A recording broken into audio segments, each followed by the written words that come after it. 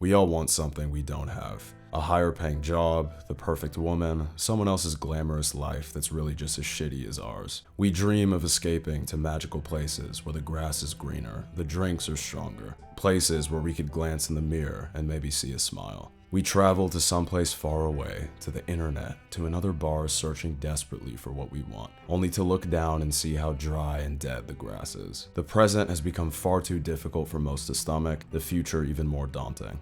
In our everlasting journey to find some semblance of peace, we've slowly turned to embrace our memories of dreams long gone. Back to a place where innocence, youth, and hope ran wild. Back to a time when everything wasn't so fucked up. A time when everything was in its right place. Instead of imagining what our future lives may look like, we're turning to the past, reminiscing about the times that were good, miserable, and ones we've never even had. This wistful longing for the past equally comforts us and wounds us like very few things can, and its bounds are endless.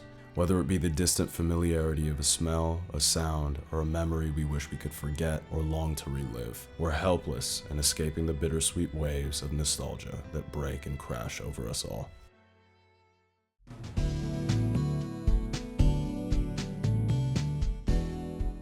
In my opinion, nostalgia is by far the most unique emotion that comprises the human experience. We think back on past memories and we are comforted by them just as much as we're hurt, due to the fact that no matter how hard we try, it's impossible to turn back the clock and evade the flames of the fire of time in which we all burn. In the modern world, that fire only seems to be heating up, causing us to shift our gaze to nostalgia's brilliant light, momentarily blinding us from the shadows that it casts. Anyway, when it comes to movies, fashion trends, and essentially everything else, our current culture is undeniably fixated on a return to or a revival of the past. We've become absolutely obsessed with what came before us, infatuated with the infinitely romantic nature of what once was. Hollywood has made endless biopics, sequels, and remakes of previous films. TikTok fashion influencers are putting on anything from 1970s bell-bottoms to Victorian-era waistcoats. Dozens of FrutigerAero pages are popping up on Instagram, and teenagers in 2023 are going to war in YouTube Shorts comment sections over the Dave Mustaine Metallica beef from 40 years ago. And honestly, these nostalgic posts are the first and forever that have made me feel anything while scrolling through social media. From now on, our troubles will be miles away. Videos compiling familiar memories of an early 2000s childhood with the slowed and reverb song behind it are far more beautifully melancholic than they have any right to be. Some of these videos are overlaid with images of liminal spaces, which we all seem to love, or at the very least relate to. A liminal space is defined as the uncertain transition between where you've been and where you're going, physically, emotionally, or metaphorically. To be in a liminal space means to be on the precipice of something new, but not quite there yet, which in my mind is the perfect definition of nostalgia. Certain songs, locations, or really anything else in between can have a similar effect, triggering that unrelenting feeling of beautiful lament only nostalgia can.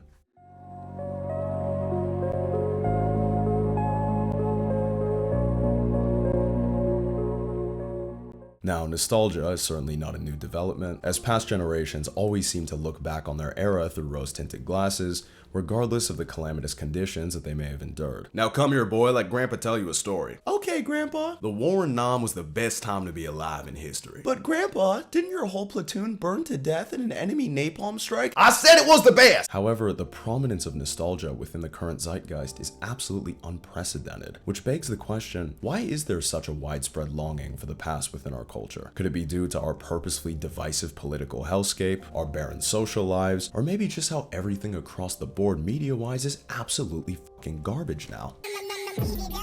Perhaps, and of course the aforementioned claims are all true, but I believe the real reason why we feel the inclination to turn back the clock isn't because everything sucks, it does by the way, it's because nothing feels like it matters anymore. Only a few years back, an artist putting out their new record was an event. The new release of a movie or a video game was anticipated for years, and after the projects were out, they were something to sit with, mull over, and enjoy for an extended period of time. On top of that, media hadn't been completely digitized. Prior to streaming, streaming and being able to watch every movie and listen to every song that's ever existed for $11.99 a month, there was something so personal and special about the media that you purchased. Unfortunately, I happen to be a member of Gen Z, but even I'm old enough to remember going to Blockbuster or the library to rent DVDs on a rainy Friday after school, listening to entire albums front to back on CDs, and blaming my younger brother when they skipped, knowing damn well it was my fault. Sorry, Ben, I love you. And being extra meticulous in choosing how to spend the $15 iTunes gift card I would get for Christmas every year. $1.29 per song, man. Yeah, gotta be selective, which is exactly why I bought Party Rock Anthem and Scary Monsters and Nice Sprites on the same day. I'm getting nostalgic. That was before the dark times. Before TikTok. Good old TikTok. When that godforsaken abomination became the primary form of social media during the pandemic, it reduced the attention span of an entire generation down to that of a goldfish with a smaller brain than most goldfish, wiped the concept of delayed gratification off of the face of the earth, and simultaneously caused the producers and consumers of art to not view it as such, but instead as content. Everything is content now. I let my wife get banged by 9 black guys. Here's how to manipulate emotionally damaged men for your own benefit. I broke into strangers' houses for TikTok. Any sane person would look at these people and go, what the actual is wrong with you? And they'd say, oh, well, it's good content, bro. And what is absolutely wild is that these videos do numbers. And in that regard, it actually is successful and good content. All press is good press, as they say. And in the internet age, negativity thrives and trumps positivity to an unimaginable extent. This may not be a conscious decision, but content creators, mainstream news media, and even artists are incentivized to put out whatever generates negative feedback, as that is what will ultimately get them the most clicks. This is one of the primary reasons why Andrew Tate blew up, why bottom of the barrel human beings are taking the internet by storm through IRL streams, and why you see so few nuanced and intricate opinions in the mainstream marketplace of ideas. In 2023, it's not just sex that sells, because controversy is right up there with it. Drama seems to have become many people's life force in the social media age. In my estimation, this is one of the reasons, if not the main reason, why major Hollywood studios continue to pump out the most abhorrent disgraces of shows and movies you could possibly imagine. I honestly think that they have to be doing it on purpose at this point, because they know there's going to be massive outrage when a beloved character is race swapped or like Batman becomes trans, and where there's outrage, there's clicks. And those clicks inevitably lead to money, which is all that these people, corporations, and supposed artists really desire. Does anyone really think that 99% of these executives care about anything but that? Even if public opinion for modern Hollywood is at an all-time low, as long as the money keeps rolling in, they don't give a single fuck and will continue to ramp up production of their disposable content, their serpentine eyes filled with dollar signs.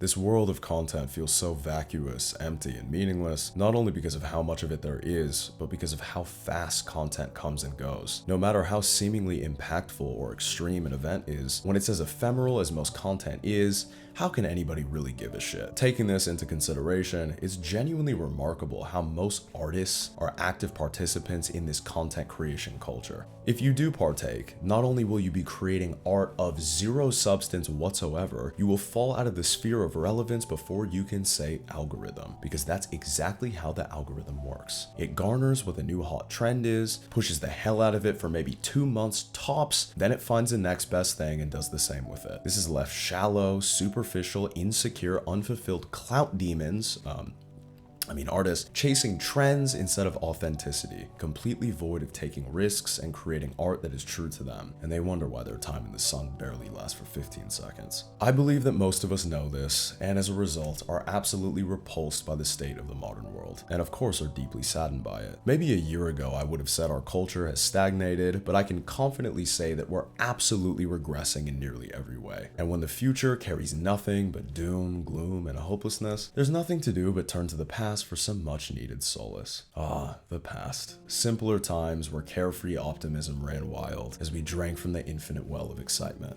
right? As much as I'd like to believe that, I don't think it's fully true, as 20th century history has been far from peaches and cream. But I will say that the generations of the past had what our current one doesn't: innovation, a general sense of progression, and some much needed time to breathe. For my generation in particular that grew up during the 2000s, we were incessantly spoiled with groundbreaking technology, creative and authentic art, all while still living in the real world with true social interaction completely free from the chains the internet currently has us in. And even with all of the cultural movements and innovation, the world didn't feel like it was moving at the breakneck pace that it is now, and allowed for a fair amount of peace and quiet. Regardless, every year there was something new and fresh occurring within the culture, which wonderfully supplemented the experience of our personal lives. Sitting down with friends on the weekend playing HaloReach while listening to Kid Cudi's Man on the Moon, drinking cherry coke, getting ready to see a girl you had a crush on, wishing Monday would never come, was all-time levels of enjoyment that many of us are probably still trying to replicate to this day. But as amazing as the media was during this stretch of history, I don't think we're nostalgic about it for that reason. We're as nostalgic about it as we are because we shared it with others in person. We weren't locking ourselves in our rooms, sending friends we barely know TikToks. We were actually interacting with other people in the real world and cultivating meaningful connections with our peers. I hate to say it, as we live in the world of individualism and selfishness, but the reality is sharing experiences with others is what truly brings our lives fulfillment, and we've completely lost sight of that in today's day and age. Now, instead of using media and the internet as a tool to add to our real lives, we use people in the real world for social media, or we're just completely alone in our room doom scrolling for hours at a time. It seems like the internet has almost become more real than the real world, where young people's vernacular and opinions have been entirely informed by TikTok. It's the actual audacity for me. The only reason why people go anywhere is to post about it on Instagram, and don't even get me started on dating apps. This lack of in-person interaction and the overall death of community is one of the primary reasons why we look so fondly on the past, desperately craving a time with our friends where we could simply just hang out. No TikTok, no mindless scrolling, no need to be a political pundit with a binder of studies, just a time where you can enjoy the closeness of your friends, all of you fully living in the moment. It's no secret that nostalgia has wonderfully functioned as an escape from the horrors of the postmodern world. But has it made us all just delusional about the past? Was it all really better then? Honestly, yes. The answer to that is yes, but certainly not anywhere close to utopia as many of us would like to purport. Because, as we know, nostalgia has the effect of causing us to look at the past through the proverbial rose-tinted glasses. You'll listen to an absolutely heart-wrenching song you used to cry to when your girlfriend broke up with you, look at an old photo of you with an ex-friend that hated your entire being, or think back to times that left you feeling like complete and utter garbage with a strong sense of fondness. You know, I wonder if we'll be nostalgic about this era in a few years. You remember the Fresh and Fit podcast and sticking at your gyat for the Rizzler? Sticking at your gyat for the Rizzler. Those were good times. Those 2 years where we were locked in the house were great. I want to wear a mask alone in my car again. I try my best to not let nostalgia dupe me, but I'm completely guilty of it, especially as of late. A few months ago, I was seeing this young lady, and we had days and nights that were right out of some cheesy rom-com from the early 2000s. I thought everything was going quite well, then out of the blue, she ghosted me, and I was in turmoil for at least a month. It was like 2 months. I'm watching Place Beyond the Pines and Blue Valentine, crying on the couch. I didn't smile for weeks. Oh, I lost her. I'll never be happy. Just on that absolute loser shit. Then right as I'm getting over her, she texts me and she's like, hey, we should see each other. And I was like, yeah, sure. Then she ghosts me again.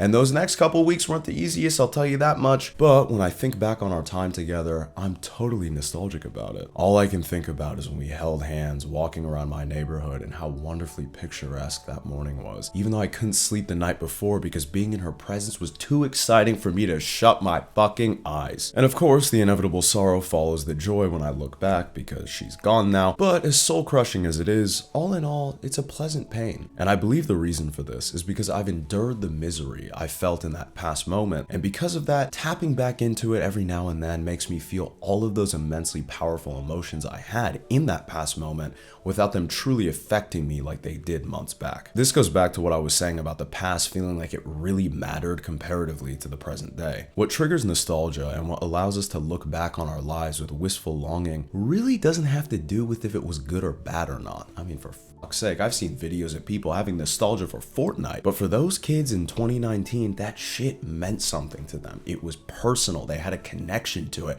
And even though that game was the death of civilization, it mattered. For Gen X and their precious 80s, millennials and their sacred emo days, myself and my failed attempt at a relationship, we're nostalgic about all of these things because they mattered to us. And in a world where it's hard to care about anything anymore, we return to those times for that exact reason. But everything in moderation, because I find that as a culture, we've come very close to drawing the well of nostalgia completely dry. Hollywood's model of sequel culture and nostalgia bait has effectively ruined it seemingly beyond repair, and I don't want us to do the same. Look, I know that we didn't get the fairy tale of peace, harmony, and iPhones that are entirely made out of glass that we all hope for, and believe me, I understand very well that there are very few things more painful than the death of a dream. However, reminiscing about the past is only a temporary respite, and eventually you'll be confronted by reality. So as futile as it may seem, let's try and create new experiences, become better versions of ourselves, and attempt to progress in this world no matter how stagnant it has become, and create new memories we'll be able to look back on. And then after that, feel free to dive into the bittersweet waves of nostalgia once again.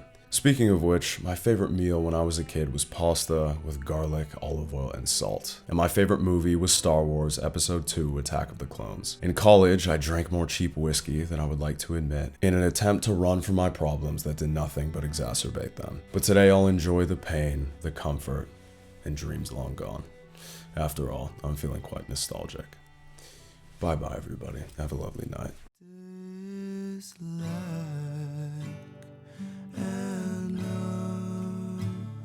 So